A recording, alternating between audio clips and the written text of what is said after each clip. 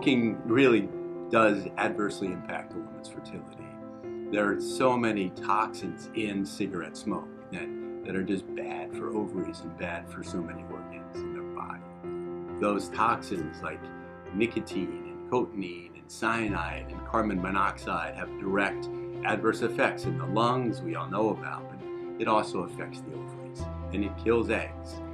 It makes the mean age of menopause up to 4 years earlier in women who smoke. And so to go through menopause at the age of 46 instead of 50 or 52 is a big difference. And when those changes start, when you're smoking in your teens and 20s, those toxic effects certainly affect fertility and later reproductive life.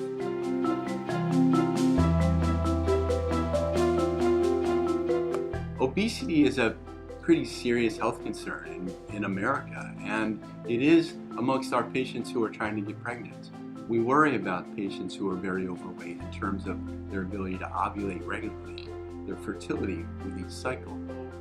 You know, we often tell women who are trying to get pregnant that you ought to be as healthy as you can be before you conceive, and it has beneficial effects. We know that being overweight increases the risk of miscarriage. We know that being overweight decreases your response to our fertility medicines. And we know that being overweight does decrease IVF outcomes. And so we think that weight loss to a healthier weight will improve all of these things.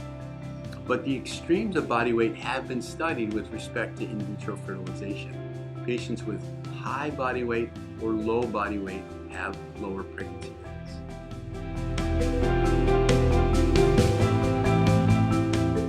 Smoking affects both men and women, and it certainly affects male fertility. Smoking can decrease the sperm counts, it can decrease motility, and it can even change the shape of the sperm. And so it makes it longer for couples to get pregnant if the man only smokes. If you look at male fertility in smokers with in vitro fertilization, we know that the percentage of eggs that fertilize is lower in men that smoke. We know that the pregnancy rate through IVF for men who smoke is lower.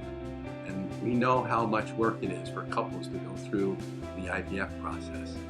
And so it's probably in your benefit and people's benefit to not smoking. So the relationship between obesity and fertility in men is not quite as clear. But we do know that being heavy can affect a male's sexual performance. It can also affect some of the quality measures of the sperm. It can decrease sperm count and decrease motility. We don't have as good of studies on obesity in men and the relationship with fertility as we do.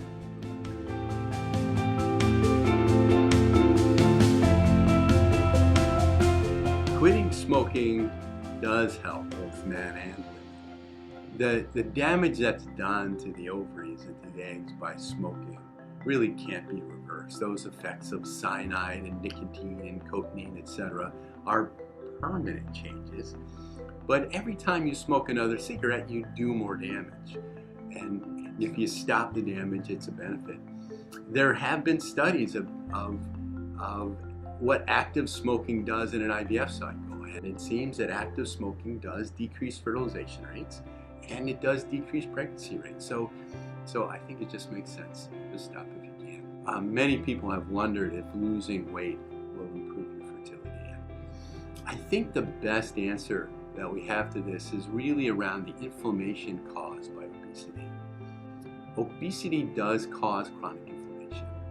And we know that if we get into a state that we're losing some weight, or we're exercising and we have our body into a healthy routine, that chronic inflammation does decrease. And so I think it's a really important part of our counseling to help patients lose weight and be fit and be ready to have a healthy family when they're ready to conceive a pregnancy.